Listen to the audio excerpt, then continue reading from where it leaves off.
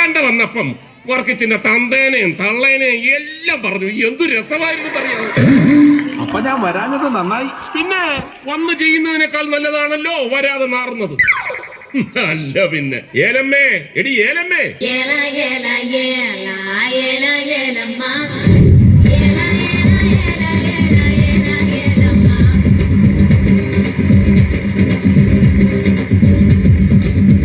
ചായ ഈ രണ്ടുപേരല്ലേ ഏതെങ്കിലും ഒന്ന് തൊട്ടേ. ഇത് തൊടണോ ഇത് തൊടണോ? തോട്. അല്ല ഞാൻ ഒന്ന് ആലോചിച്ചിട്ട് ഇത് തൊടണോ തോട്. ഞാൻ അതങ്ങനെ. ഭാഗ്യവാനെ, ഒറ്റ അടിക്കല്ലേ 10,000 രൂപ ലാഭിച്ചത്. അതെങ്ങനെ? ഈ വിരലിലായിരുന്നു തൊട്ടതെങ്കിൽ എനിക്ക് 20,000 രൂപയുടെ സാരി വാങ്ങി തരണമായിരുന്നു. ഇതിപ്പോ ഈ വിരലായതുകൊണ്ട് 10,000 രൂപയുടെ സാരി മതി. ഭാഗ്യവാൻ കള്ള. അവര് വിളിച്ചായിരുന്നോ? മോരും കരിമീനും ഒക്കെ ഇങ്ങെത്താറായി. പല മോളും മരുമോനും ഒക്കെ ഇങ്ങെത്താറായി.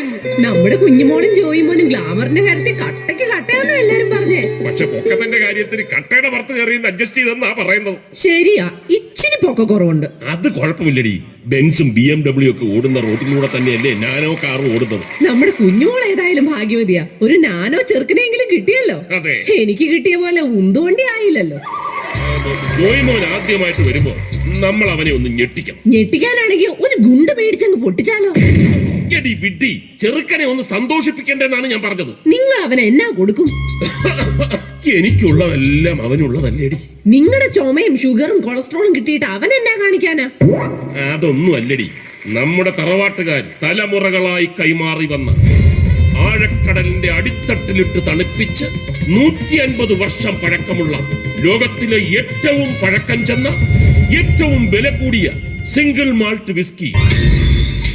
എന്നാൽ ഒരു സത്യം ഞാൻ പറയാം, കല്യാണം കൂടാൻ വേണ്ടി മാത്രമല്ല, ഇന്ന് ഈ വിശേഷപ്പെട്ട കുപ്പി പൊട്ടിക്കുമ്പോ അതിന്നൊരു പെഗ്ഗെങ്കിലും കുടിക്കാൻ വേണ്ടിയാ വിദേശത്തുനിന്ന് വരെ അളിയന്മാരും അമ്മാവന്മാരും വന്നിരിക്കുന്നത്.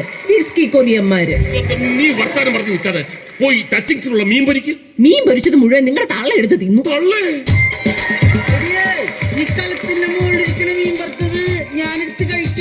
എന്റെ പൊന്നോ, അത് മീൻ വറുത്തതല്ല, തുരുമ്പ് പിടിച്ച പിച്ചാത്തിയാ. എന്റെ കർത്താവേ, മീൻ വറുത്തത് തീർന്ന കാരണം കുഞ്ഞു പിള്ളേരുടെ കൂടെ പഴത്തിന് വേണ്ടി ഇടി ഉണ്ടാക്കുവാന്ന് എനിക്ക് തോന്നുന്നേ.